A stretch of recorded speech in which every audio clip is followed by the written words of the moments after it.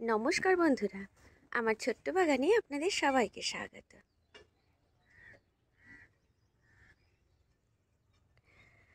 আজ আমি বলবো যে পয়েনসেটিয়া গাছের ডাল যদি ভেঙে যায় কোনো কারণে, আপনারা কিন্তু সেটা ফেলবেন না, কারণ এই ডাল থেকেই আবার নতুন একটা গাছ তৈরি হয়ে যায়। এখানে দেখুন, এই ডালটা কোনো কারণে ভেঙে গেছে, খুব খুব জলদি ভেঙে যায়, মানে এত পলকা ডালগুলো একটু লাগলেই ভেঙে যায়। তো এটা হয়তো আমার কোনো কারণে ভেঙে গেছে, দেখুন। তো এটাকে আমি ফেলে দেবো না, কিন্তু এটাকে আমি কেটে নেব। কেটে নেবার পরে এই যে অংশটা আছে, এটাকে আমি একটু ভালো করে কেটে নেব, কারণ ডালটা আমি বুঝতে পারছি কাল ভেঙেছিল। এই যে একটু লালচে লালচে হয়ে আছে, কাল ভেঙেছিল, মুচকে ছিল। যাই হোক, এটাকে আমি একটু এরকম দেখুন এইভাবে কেটে নিলাম। এইভাবে কেটে নেওয়ার পরে এর যে আটাটা বেরোচ্ছে, এই আটাটা আমি কিছুক্ষণ বেরিয়ে যেতে দেব। বেরিয়ে যাওয়ার পরে আমি একটু অ্যালোভেরার এই ডাল নিয়েছি। এই অ্যালোভেরার এই যে রসটা আছে, এই রসটার মধ্যে আমি ওটাকে ডুবিয়ে নেব, রসটা লাগিয়ে দেবো। কারণ এই রসটা রুটিং হরমোনেরও কাজ করে, আবার ফাঙ্গিসাইডেরও কাজ করে। তারপরে আমার এইখানে দেখুন গ্লাসে মাটি রেডি আছে।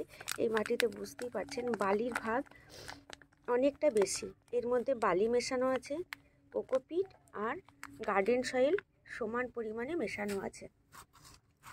আমি এতে কোনো রকম সার ইউজ করিনি।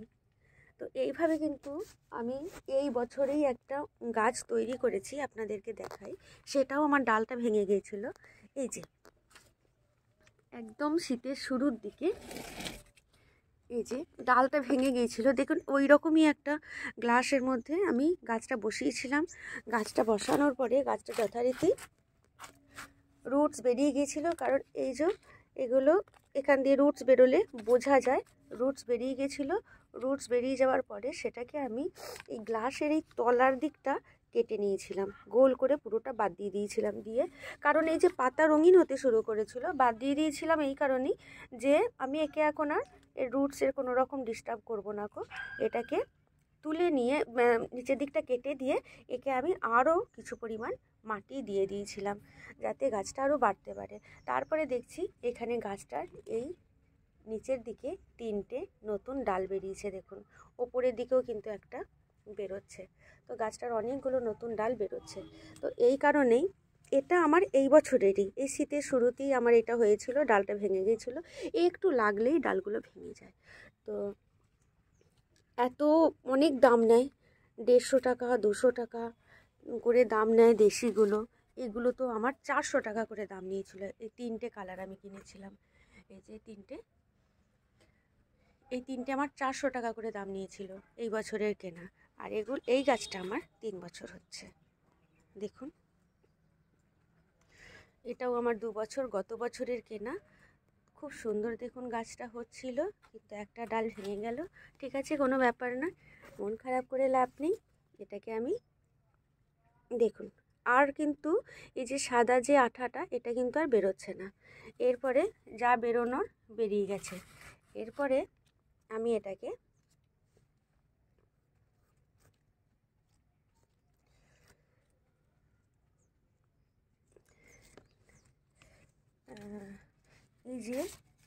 এই যে অ্যালোভেরা এই রসটা, এই যে এটাকে আমি অনেকটা ঢুকিয়ে দিয়ে খানিকক্ষণ রেখে দেবো। দেখুন, আমি কিন্তু খানিকটা এই অ্যালোভেরার মধ্যে ঢুকিয়ে দিয়েছি। এরপরে আর কিছু নয়, সিম্পলি এটাকে বার করব, বার করে এর মধ্যে ঢুকিয়ে দেবো। দেখুন ফ্রেন্ডস, একটা শক্ত জাতীয় কিছু কাঠি দিয়ে, এখানে একটা পাথর মনে হচ্ছে, হ্যাঁ, এই টুকরোটা আমি বার করে দিই। শক্ত জাতীয় কাঠি দিয়ে এটা গর্ত করে দিলাম। এই যে নোটসগুলো আছে, এই নোটস পর্যন্ত যেন ঢুকে যায় মাটির ভেতরে, কারণ এখান থেকেই রুটস বেরোবে। দেখুন,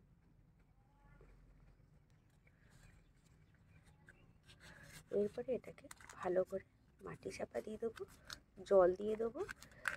এটা কিন্তু প্রায় 90% গ্যারান্টি যে গাছটা কিন্তু আমার হয়ে যাবে, যেভাবে আমার এই গাছটা হয়ে গেছে। দেখুন, এই যে গাছটা আমি বসিয়ে দিলাম, আমার আর একটা প্ল্যান্ট তৈরি হয়ে গেল।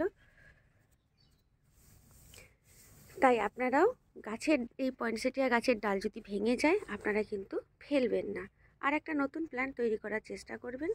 এবার অনেক সময় সময়ের ব্যাপার থাকে, সব গাছেরই ডরমেন্সি থাকে, সব গাছেরই একটা গ্রোয়িং পিরিয়ড থাকে।